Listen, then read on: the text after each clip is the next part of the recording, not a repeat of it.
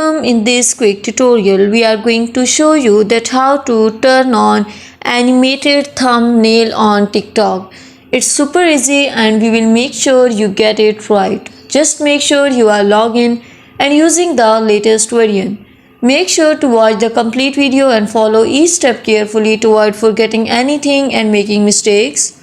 Firstly, you have to open the TikTok app, click on the profile, click on the three lines which appear at right top corner, click on settings and privacy. Now you have to scroll and click on accessibility here.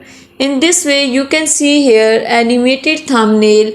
You can turn it on when it appears in blue color. It means your animated thumbnail is on your app. Thank you so much.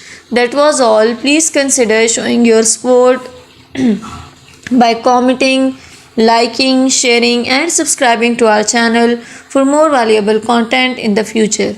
Your engagement is highly appreciated. I wish you very good luck. Thanks.